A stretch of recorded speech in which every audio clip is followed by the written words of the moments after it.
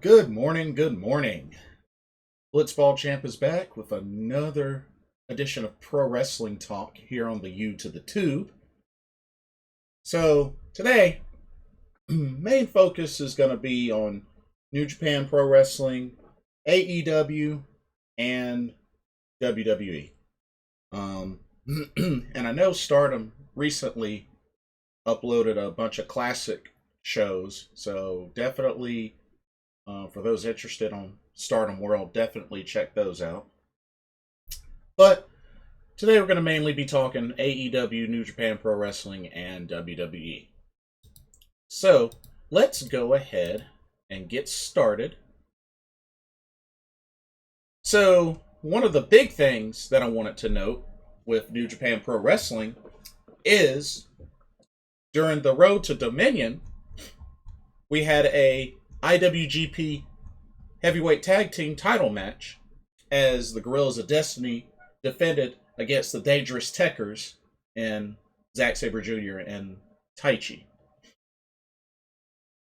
Not only did the Dangerous Tekkers win back the IWGP Heavyweight Tag Team Championships, but a certain beautiful lady returned as well. That's right, Miho Abe, the lady that always prays for Taichi to make his entrance, always by his side, usually. She is finally back. She is finally back on the side of Taichi. And of course, she was super happy in tears when they won the tag titles back. But, she's been gone for pretty much the whole pandemic. So it's good to see Miho Abe return. And she was a big part of this match. But yeah, Dangerous Tekkers got the tag titles back. But if anything, it was really great to see Miho Abe back. She looks great. I know she's been doing a lot of modeling and posting on her Instagram. But it's good to see her back in New Japan Pro Wrestling. So welcome back, Miho Abe.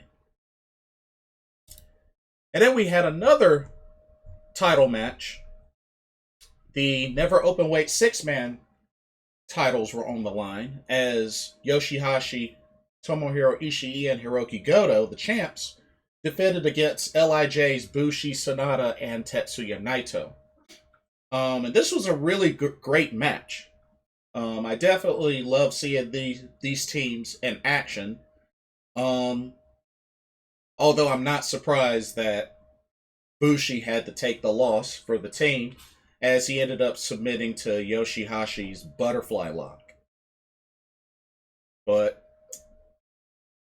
Yoshihashi, Tomohiro Ishii, and Hiroki Goto have their 5th successful Never Openweight 6-man tag titles defense. So those were the two title matches that took place in the Road to Dominion. And now I kind of want to point out a couple of things before we get to the actual Dominion card. First off, I know that recently Jado was injured, suffered an injury, and couldn't participate in the June 2nd show. So hopefully he will be able to make a comeback and as soon as possible. Like I said, I don't know if he's already come back. I know it's June 5th now, but I noticed that he had suffered an injury and had to miss the June 2nd show. So hopefully he will return ASAP.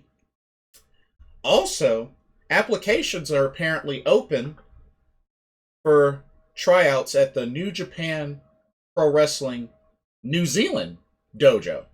So it looks like we may be seeing some young lions potentially come out of the New Zealand dojo. We usually have the Japan dojo, we have the LA dojo in the United States, and there's one in New Zealand. So I think that's pretty cool. But yeah, those tryouts are scheduled for June 20th. June 20th. So that's pretty cool. So whoever's interested, a lot of application, that wants to go in that area. New Japan Pro Wrestling New Zealand Dojo. That's pretty cool. Look at Jay White. Jay White, he's from New Zealand. So, hey. All right. Let's take a look at this Dominion card, which was originally scheduled for June 6th, which is tomorrow, Sunday, but it got postponed and changed to Monday, June 7th. So it'll be this Monday. But to kind of quickly go over the card, here we go. So the first match will be a 10-man tag team match. We have Chaos plus Tanahashi. But yeah, it's Sho, Yoshihashi, Tomohiro Ishii, Hiroki Goto, and Hiroshi Tanahashi taking on Bullet Club, which will consist of El Phantasmo, Taiji Ishimori, Chase Owens, Yujiro Takahashi, and Evil. So that's a pretty loaded tag team match. But yeah, pretty much Chaos versus Bullet Club. Then you have second match. You have LIJ's Bushi, Sanada, and Tetsuya Naito going up against Suzuki Gun's Doki, Zack Sabre Jr., and Taichi. That should be good. We have the IWGP Junior Heavyweight Championship on the line, as El Desperado will finally make his first title defense against Yo, one half of Roppongi 3K. So this is a big moment for Yo, who just not too long ago came back from injury and had expressed that he wanted to try to go after a singles title, and this is a good one to start with. So we'll have to see how he does in his challenge for the IWGP Junior Heavyweight Championship. This should be good. Should be good. See how he does as a singles competitor. We have a special singles match. Kota Ibushi versus Jeff Cobb. Now, Jeff Cobb's been on this campaign about how he wants to destroy Kota Ibushi. So this could potentially go the distance. I mean, it has a 60-minute time limit, so this could potentially go the distance.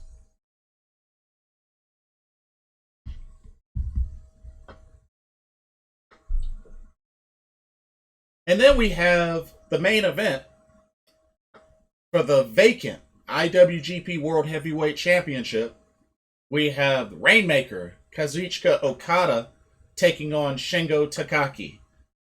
Ooh, this should be a very, very interesting but long match. I'm hoping this could go the distance, at least maybe 40 or so minutes. As much as I would love to see Shingo win this, I think Okada's going to end up winning it, just being the bigger name. But I would love to see Shingo win. Oh, I would mark out if Shingo won. So this is a match I'm definitely interested in. But something tells me Okada's going to win. It's Okada. So, yeah. But that's the card that we have. So 5 matches. Be nice if they added another. But yeah, it's kind of small this time. Only 5 matches. But that's your Dominion card. Like I said, for this Monday instead of Sunday. So June 7th. And that's pretty much it for New Japan Pro Wrestling. I know Satoshi Kojima just recently had his first match on Impact Wrestling. Went up against Cody Deaner. So I thought that was pretty neat to see him in a Impact Wrestling ring. Which I believe Slammiversary coming up is when they're going to start opening up to fans again. To fan in person for the fans to be able to go to the Impact Wrestling shows.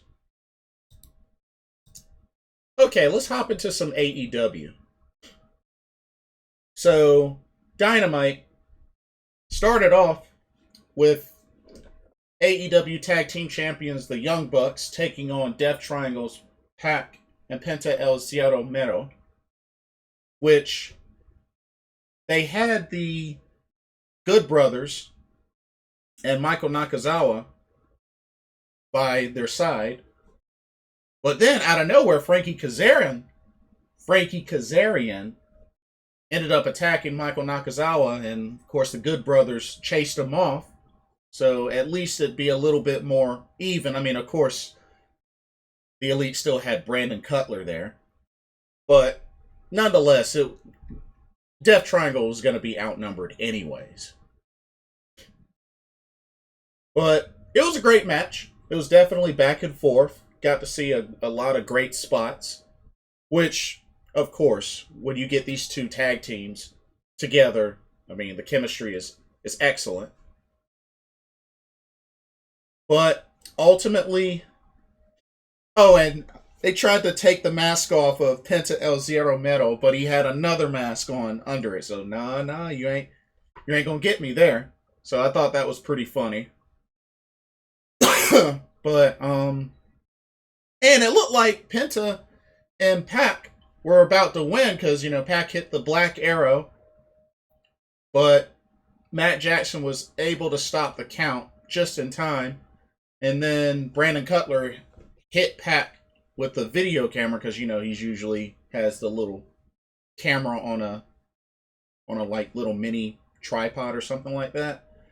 And Nick was able to take advantage after that interference and was able to score the pin.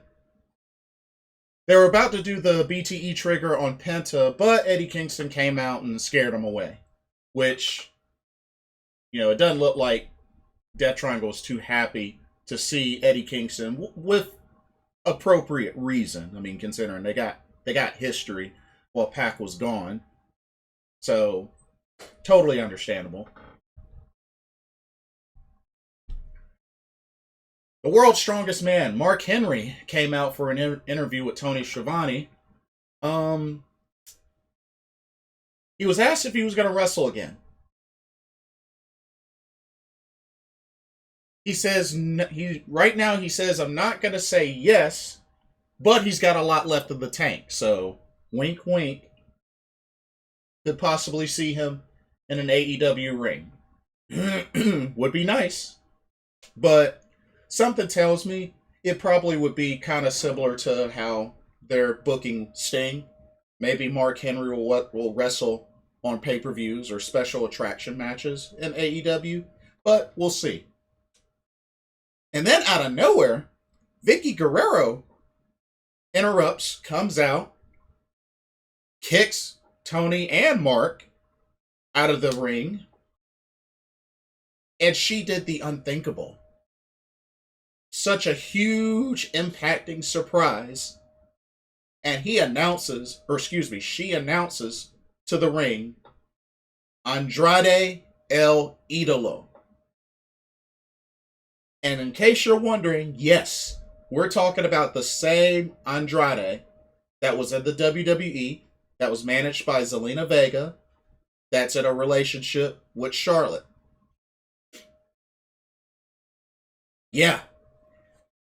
Although, I'll be honest, I don't think the crowd got as loud as I would have hoped for. I mean, the crowd got loud, but I didn't really feel like it was a ginormous pop. But maybe that's just me. But yeah, Andrade. And it's confirmed that he is indeed all elite. But yeah, came out, said, used to say I'm the face of Latinos, but I'm going to be the new face of all elite wrestling. So, this is a big, big signing. And I have no doubt that he will do well in AEW. And he still has a AAA championship title shot against Kenny Omega. I believe that's still on. So, he's going to be busy. He's going to be busy. And I love it. We had tag match. Cody Rhodes and Lee Johnson going up against QT Marshall and Anthony Ogogo. To be honest with you, I really didn't care that much about this match because, like I said, I don't like Anthony Ogogo. I don't like that guy. I really don't like that guy. But QT Marshall got the pin. Anthony Ogogo hit Cody with a right hand, a boxer, after interference from Aaron Solo. So, I mean, of course, QT Marshall had to brag about it, but it's like, you had help, but whatever.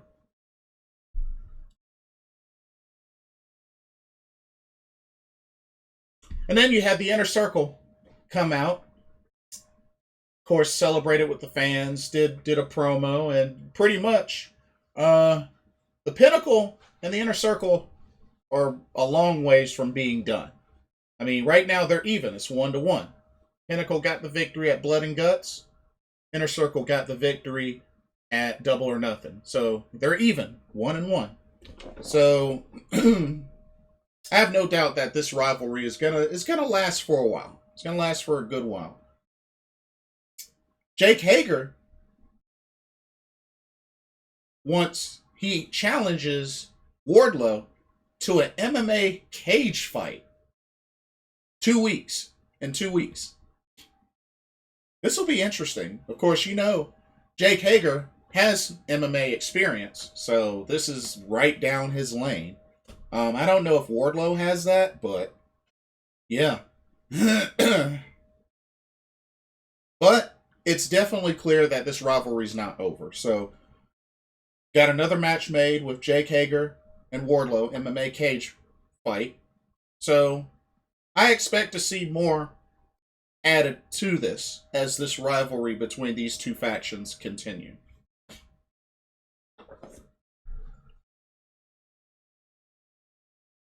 All right. And then Kenny Omega and Don Callis. Apparently there was something that Don Callis pointed out that had raw footage from Double or Nothing title defense that would take care of the whole conspiracy theory of them trying to screw Kenny Omega out of the title. This should be interesting. This should be very interesting. And then we had the tag team match, Jungle Boy and Christian Cage going up against Private Party. This was a pretty entertaining match. I mean, it even showed Private Party doing the 5-second pose that Edge and Christian would do back in WWE. They were pretty much mocking Edge and Christian, so I thought that was pretty funny. And, you know, it was a nice back and forth tag team match. And eventually, Jungle Boy made Mark Quinn tap out to the snare trap. So, definitely enjoyed this match. But Matt Hardy did get the last word in by hitting Christian with a twist of fate. But definitely enjoyed this match. And just adds to more build-up as Jungle Boy gets ready for his AEW World Championship match against Kenny Omega. Should be fun. Should be really fun. You have Darby Allin and Sting come out for an interview. And pretty much the fans were cheering on Sting, letting him know he still got it, thanking him, and such. Then Scorpio Sky and Ethan Page made an appearance.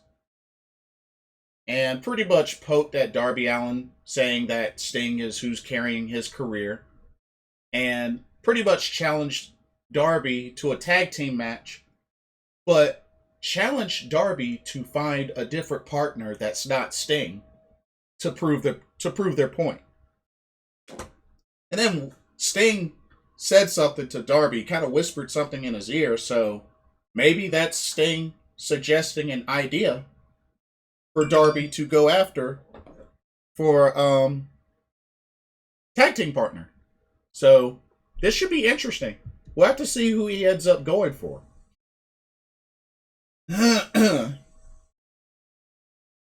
Next up, we had the Dr. Britt Baker, DMD Championship celebration. Of course, she defeated Hikaru Shida at Double or Nothing to win the AEW Women's World Championship. So she came out, hosted a little in-ring party, had a couple of other heel wrestlers like the Wingmen, the Hybrid 2, Nyla Rose. I think Chaos Project was in there as well. So had all of them in there. Then Britt Baker came out, did a nice little promo, and apparently had a whole bunch of cheeseburgers. Because apparently, I guess she had a whole ton of free McDonald's, I guess, Big Macs or cheeseburgers or something like that under that. Yeah. So, thought that was pretty neat. And pretty much encouraged everybody to, hey, grab a cheeseburger. We're about to celebrate and eat. And then Nyla Rose just knocked the burgers out of their hands and just threw all the burgers out, crashed the whole party, and ended up flipping off Dr. Britt Baker. So it looks like this is going to be setting up for future clash between Britt Baker and Nyla Rose, potentially for the title. Because we also have to remember, Dr. Britt Baker, DMD, has never beaten Nyla Rose.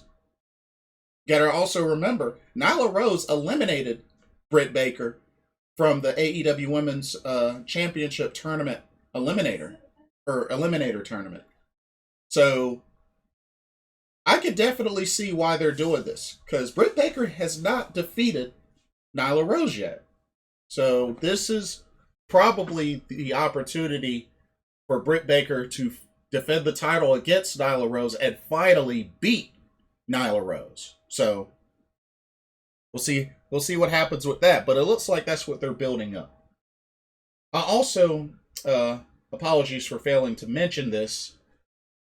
When the Inner Circle was out there doing their promo, Jericho announced that every single person in attendance got a free Inner Circle's Stadium Stampede t-shirt. So I thought that was really cool that all the fans in attendance had free t-shirts under their chairs. So pretty cool. Excuse me one second.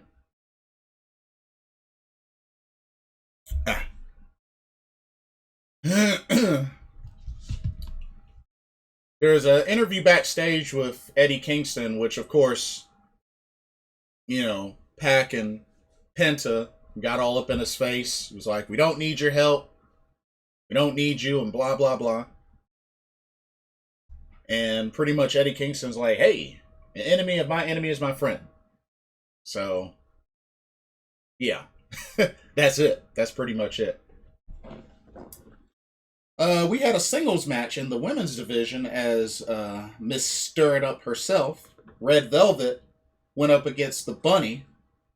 Of course, Red Velvet had Kylan King and Big Swole. The Bunny had the Blade.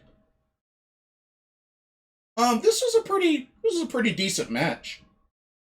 I think the Bunny is a great heel. She's really been building herself up as another great heel in the women's division in AEW. But overall, definitely like these two competitors. But I will say this. Red Velvet almost died. Why do I say that? Did y'all see that suicide dive that she did? Like, the way she landed, it made me cringe. Like, I'm sorry, but I really hope that folks will be a lot more in sync consistently with these suicide dives, because it's an easy way to really end your career. And the way that she landed, I don't know if it was just she twisted too far forward or if the Bunny just didn't catch her properly, but the way Red Velvet landed, that was scary. That was scary. Thankfully, she was all right, but man, that was scary. She could have broken her neck. I was just like, ugh. Yeah, suicide dives can be hit or very, very, very miss. That's why these are high risk maneuvers. You know, it just makes me think about how annoyed I would get by so many folks saying wrestling's fake, pro wrestling's fake. I'm like, if you don't do those moves correctly, you will get hurt. That's why I try to keep helping people to realize, yes, it may be scripted, but you could still get seriously hurt. Taking those bumps, doing those suicide dives, you land wrong or don't do a move correctly, you could get hurt. So, shout out to all of those out there that always talk about wrestling is fake. Y'all just have no idea how seriously these folks could get hurt. That's why it's called high risk. Anyway, sorry to rant about that, but I had to get that off my chest. The bunny was attempting to use brass knucks again, but it ended up backfiring. She went for the punch, Red Velvet ducked, and was able to take her out with just desserts to get the victory. So, Red Velvet with the victory over the bunny.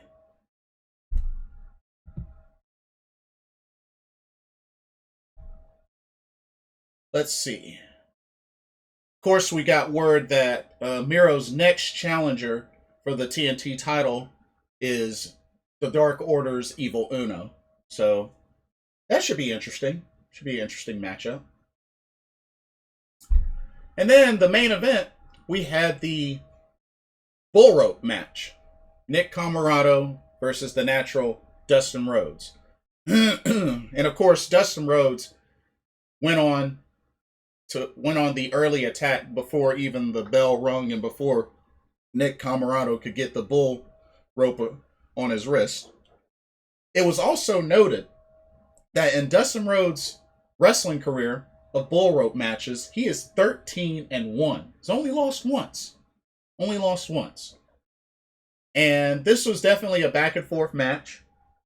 And even with Aaron Solo in Nick Comorato's corner, Colton Gunn came out to help even things up for Dustin Rhodes. And sure enough, you can now say that his record is now 14-1. So Dustin Rhodes was able to get the victory. He ended up hog-tying Nick Comoroto. I thought that was pretty funny. I thought that was really funny. But of course, he also used a low blow as well. Which, I mean, hey, it's all legal. It's all legal. So hey, did what he had to do. And of course, after the victory, he came out into the crowd and celebrated with the fans. So thought that was really cool. But yeah, that was AEW Dynamite. Not too crazy of a show, aside from the reveal of Andrade El Idolo as the newest talent signed for AEW. So thought that was excellent. Looks like, I guess he's going to be managed by Vicky Guerrero, which makes sense. I could definitely understand that. But another piece of news from AEW that I am very excited about. As I was watching Dynamite, they announced a couple of shows on their upcoming tour, and it has been announced. Yes. AEW Dynamite will be coming back to Charlotte, North Carolina on July 28th. Yes. And tickets go on sale on June 10th. So that's right around the corner. I am so excited. I'm looking forward to this. I went to the first AEW Dynamite that they had in Charlotte a couple of years ago. It was a blast. It'll be at the same venue, the Bojangles Coliseum. Beautiful venue. But I had a blast. I had such a blast. And what they did was they had Dynamite, but they also did some recordings for AEW Dark as well. So I'm hoping they do the same thing this time around. But I'm looking forward to this. I had a lot of fun at the first AEW Dynamite show they did in Charlotte, so I have no doubt that this won't disappoint. So, looking forward to that. Very excited for that. All right, on to WWE. Now, just to let you know, I missed Raw because that was actually the day of my birthday, May 31st, and I was out to eat with family. So I ended up looking at highlights, and it's looking like I'm glad I missed Raw. But I'll just quickly go through this. So Nikki Cross had another Beat the Clock challenge. This time against Charlotte Flair. And, played a whole lot of keep away and whatnot. And was able to win and beat Charlotte Flair. So she has now beaten Rhea Ripley and Charlotte Flair in 2-minute Beat the Clock challenges? Really? So we're talking the same Nikki Cross that had one of the best last woman standing matches ever. I think pretty much in WWE history, when she had the last woman standing match in NXT against Asuka, almost ended her streak. And we're reducing Nikki Cross to 2-minute Beat the Clock challenge matches. Not only that, she wins over the Raw Women's Champion Rhea Ripley and Charlotte Flair, which apparently now they're saying she's a 14-time world champion. How does she just get another notch? I thought she was 12-time. But this says she's 14-time? What the heck? How's she already 14-time? I don't know. Whatever. Yeah, this weird. Randy Orton beat Xavier Woods, but he ended up using the Bro Derek, which I can imagine made Matt Riddle happy. Shayna Baszler got beat by Reginald.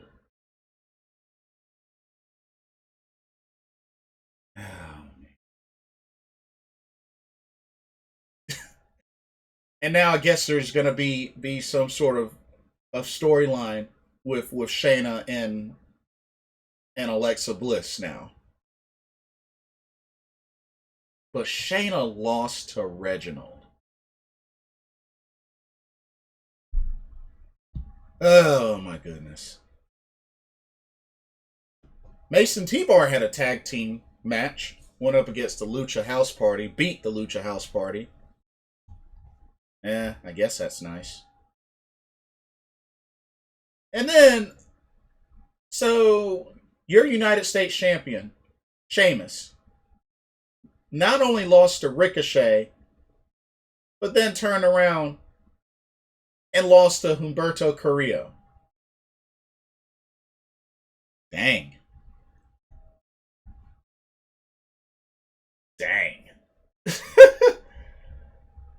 But hey, that's how your champions get booked in WWE.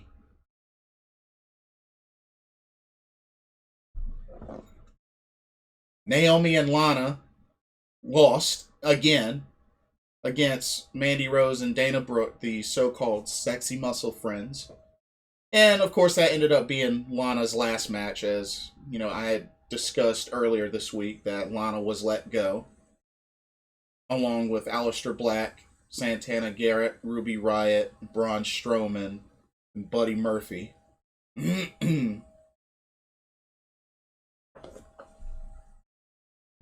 Cedric Alexander and Shelton Benjamin had yet a third match. This was the rubber match, which apparently Cedric Alexander got the win and used the same thumb to the eye technique as the previous match. So this was pretty much an exact repeat.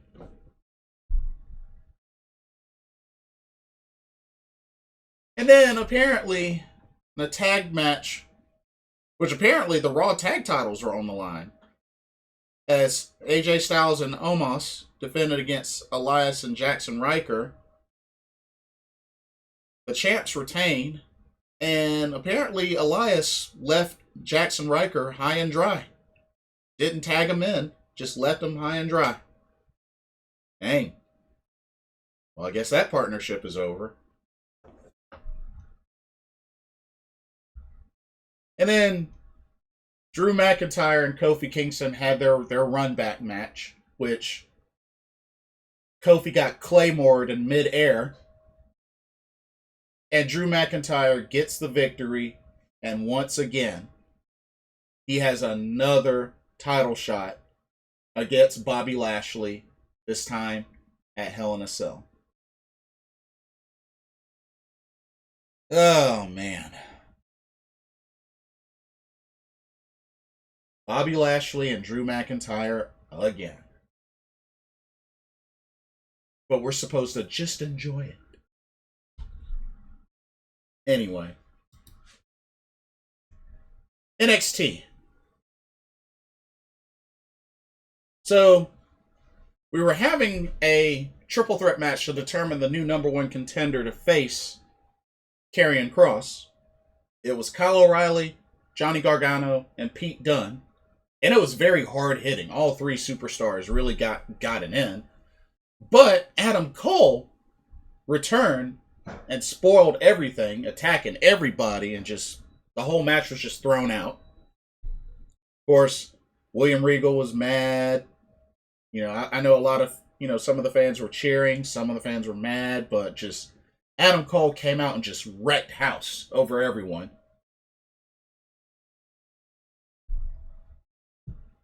Ember Moon came out just as that was ending. Ember Moon came out, called out NXT Women's Champion Raquel Gonzalez. They brawled for a bit, but then Dakota Kai took advantage of a distraction and laid out Ember Moon. So, yeah, it's definitely a build-up here.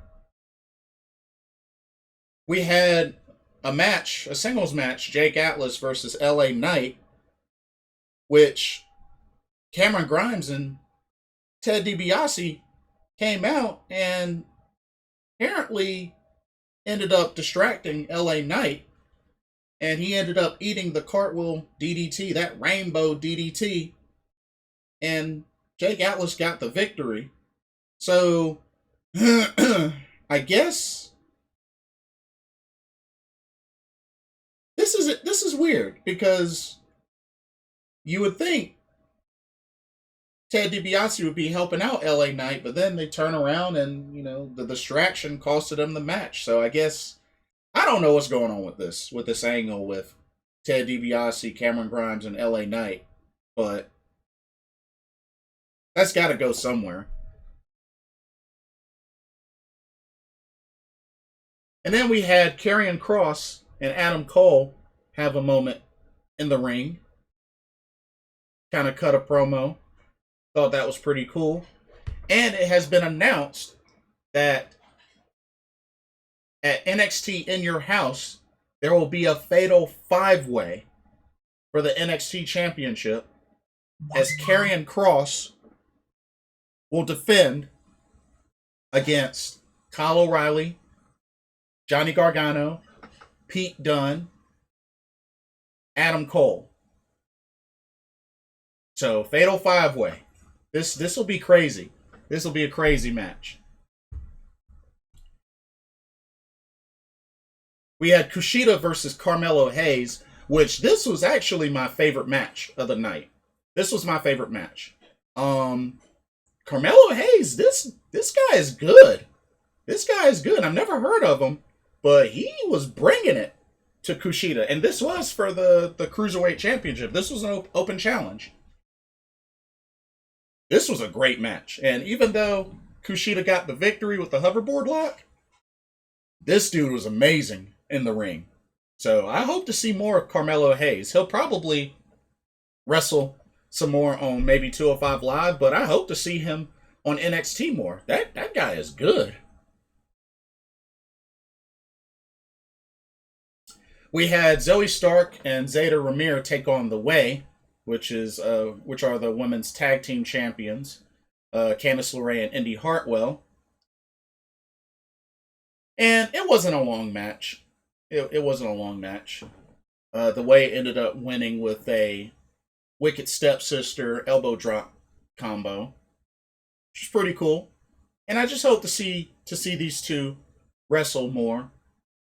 And they had a segment backstage where Dexter Lumis picked up the headphones and he was in tears. It was headphones of what Indy Hartwell was listening to, some sort of music. And then we had the NXT Tag Team Championship match where MSK defended the titles against Legado del Fantasma. Now, we had the grizzled young veterans attempt to get involved, but Timothy Thatcher and Tommaso Ciampa put a stop to that and attacked them and sent them to the back. Excuse me. This match was back and forth. Both tag teams really showcasing well. Great bit of offense. And it looked like Legado del Fantasma was about to get the victory after doing their running Enziguri Russian leg sweep combo, but thankfully the pin was broken up just in time. And when it looked like Santos Escobar was about to get involved, he gets squashed into the wall by Bronson Reed, the North American champion. So pretty much even the odds. And thankfully MSK was able to take advantage with that combination spinebuster blockbuster to retain the gold. So MSK, still your NXT Tag Team Champions. But this was a great match. This was definitely a great match. And Bronson Reed standing by their side. 3 champions. So, pretty good episode of NXT. Some more matches got announced for In Your House as well, as Ember Moon will get a NXT Women's Championship opportunity as she will face Raquel Gonzalez for the title. We also are going to see LA Knight versus Cameron Grimes at In Your House. So that should be good. That should be really good. So a couple of matches made there for NXT In Your House. And we're also going to have Mercedes Martinez versus Xia Li at NXT In Your House. This is actually going to be big for Xia Li, because if I remember correctly, I think this will be like her first big takeover match. Takeover-like match. So, this will be big. This will be big.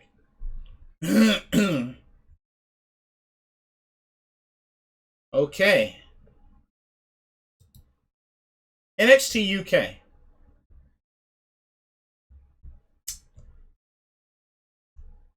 So we had quite a bit happen on NXT UK. We had Noam Dar versus Ilya Dragunov, which was a pretty intense match. But as Noam Dar was getting ready to go for the Nova Rolla, Ilya Dragunov countered by just going straight for the Torpedo Moscow. He was able to get the victory. But man, it was quite a back and forth match, and Noam Dar was trying to take advantage of punishing Ilya Dragunov's leg to the point where he was actually limping a little bit, but was still able to pull off a Torpedo Moscow. But yeah, Ilya Dragunov still looking strong with another victory over Noam Dar. We had Pretty Deadly, the NXT UK Tag Team Champions, defend the titles against Jack Stars, and he ended up getting Nathan Frazier as his tag partner. And, there was some good chemistry there between those two, but ultimately it was not enough, as Pretty Deadly was able to pull off the victory via spilled milk and retain the tag titles, which I'm sure they're going to be tag champs for a while. They're going to be tag champs for a while. We had Joseph Connors with Jenna taking on Flash Morgan Webster of Subculture. And I was pretty bummed that he ended up losing, because now everybody in Subculture has lost their matches since becoming this faction, except for Mark Andrews. Because remember, Danny Luna got eliminated from the women's gauntlet to determine the number one contender for the NXT UK Women's Championship. So, kind of bummed. But they got to keep Joseph Connors strong. You know, he's a big heel in NXT UK, especially with Jenny by his side. And then we had the main event as Joe Coffey had another match with Rampage Brown. And of course, this was definitely back and forth, very hard hitting as expected. But Joe Coffey was able to get the victory, was able to hit him with that discus clothesline, that all the best for the bells. And of course, they had a moment of sportsmanship afterwards. But Ilya Dragunov came down after the match, and it looks like Ilya Dragunov wants next in line. So this should be interesting. This should be very interesting. I wouldn't mind seeing a triple threat, to be honest. I'd be cool with that. There was also a moment where showed a video package. We got to see Aoife Valkyrie, and also Tyler Bate using some nunchucks with a blindfold. I thought that was weird. I'm like, huh? He's a martial artist now? What the heck? I thought that was pretty weird. But yeah, that's NXT UK, which I believe next week should be the Women's Championship match, as Kaylee Ray will take on Meiko Satomura once again for the second time. SmackDown. SmackDown was kind of a mess, if you ask me.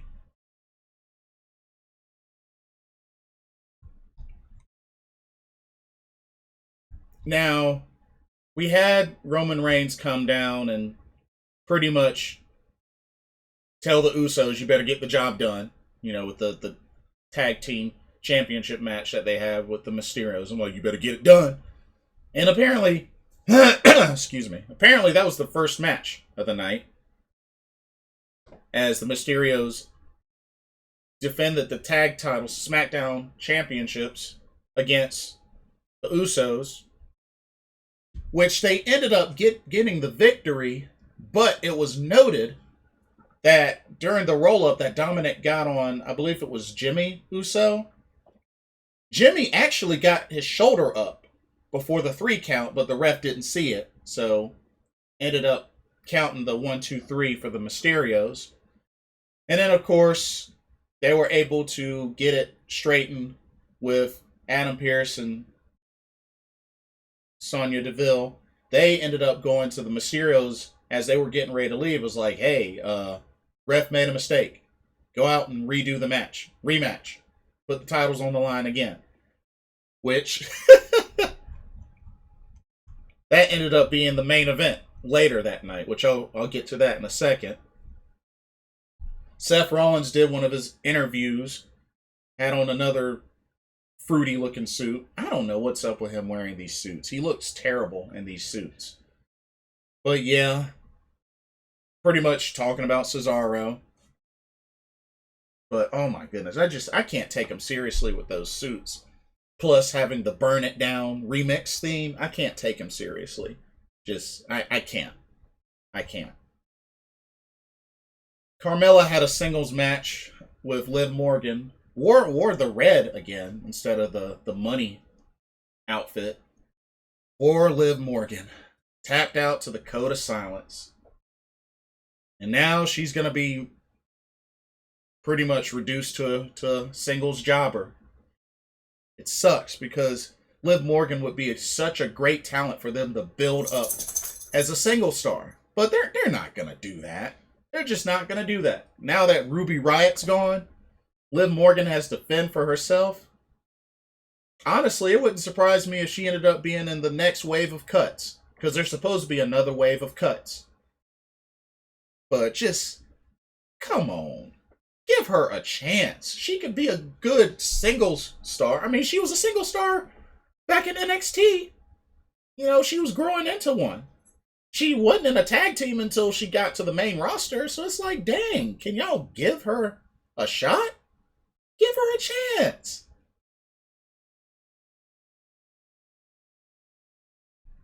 Bianca Belair came out, challenged Bayley to a SmackDown Women's Championship match at Hell in a Cell. Bayley accepted and apparently went on a laugh fest via satellite, and then all the Thunderdome panels turned into Bayley laughing. So I'm like, dang, is she pulling an Alexa Bliss now? Is she just gonna laugh her way for the rest of this promo? Excuse me. I don't know. If you ask me, her laugh is kind of annoying. I mean, her laugh is even more annoying than the bunny's laugh. At least the bunny's laugh is unique.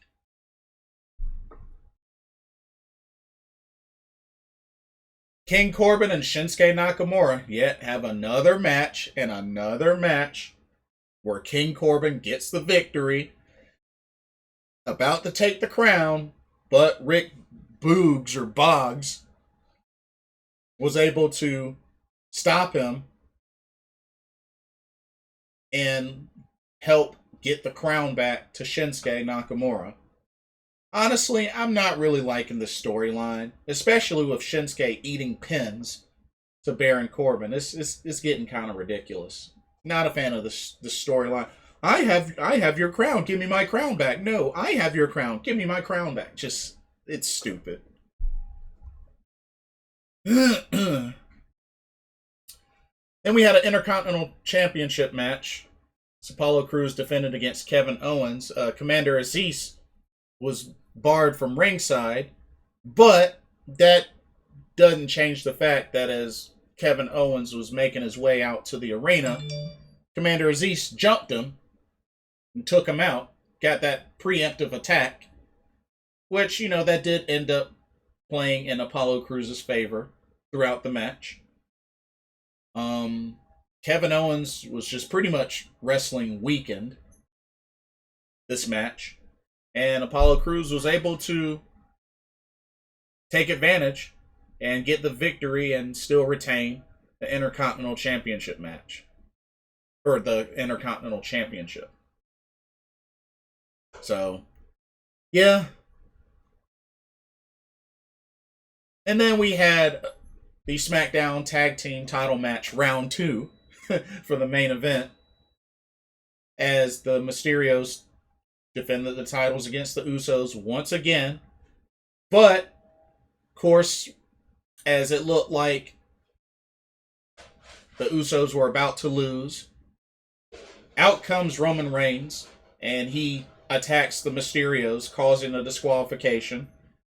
Pretty much just, and he unloads on Dominic.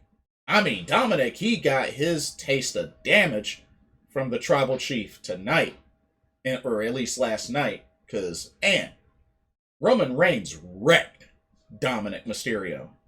I guess, hey, he's got to get it in. You're going to be a superstar. You got to take this punishment. But, you know, he put him in the guillotine, and Jimmy Uso was trying to get him to stop. It's like, hey, he's had enough. He's had enough.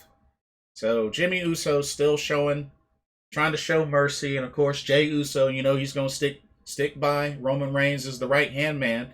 I mean, I feel like it's eventually going to happen. Jey is going to turn on Jimmy. I think it's brewing. Either that's going to happen or they're both going to turn on Roman. But I don't know. I think this storyline is going to last for a while before a decision is made. That I do agree. And I feel like the impact of the decision should probably be done at a pay-per-view. For sure. Whether Jey turns on Jimmy or they turn on Roman, I think it should be done at a pay-per-view. It'll be much more impactful. So, That's my take on that.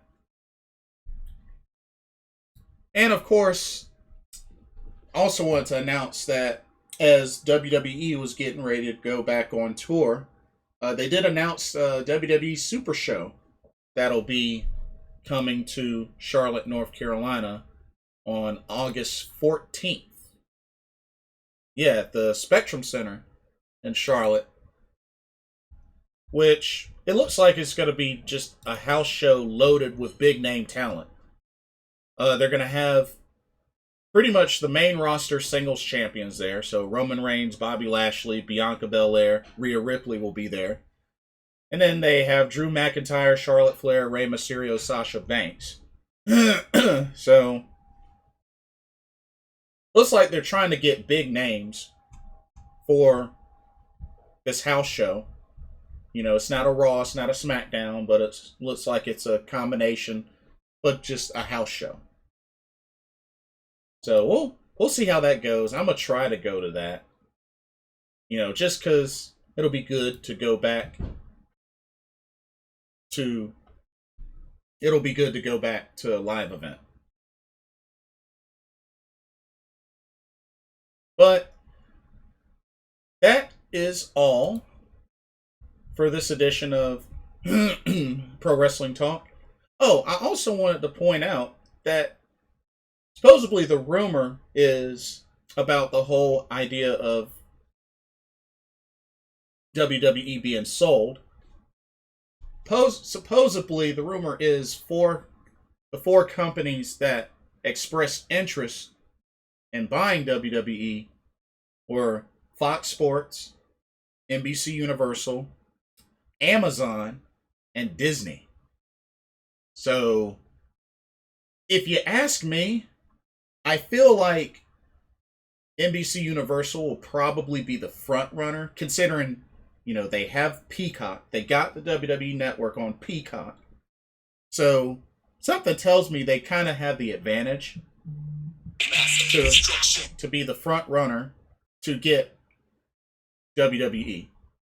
And it's looking like WWE is going to be at least worth $4 billion. $4 billion. So, yeah. We'll see what happens. But expect there to be more cuts made soon. Probably within a week or so. But, yeah. It's going to get crazy. And I'm sure some more big names will be involved in those cuts as well. But anyway, that's it for this edition of Pro Wrestling Talk. Let me know what y'all think about what we discussed. Are y'all excited for the New Japan Pro Wrestling Dominion show on Monday, this coming Monday? What do y'all think about Andrade, now part of All Elite Wrestling? And for those that are in the North Carolina area, are y'all interested in going to the AEW and WWE shows? You know, coming back to Charlotte. So, hope to get a chance to see y'all there. For those that know me, that'll be there. But anyway, don't forget to like, comment, subscribe, click the notification bell. Thank you so much for watching. This is Blitzball Champ Jason Ingram signing off. Hope everybody has a blessed weekend, and I will see y'all soon. Laters.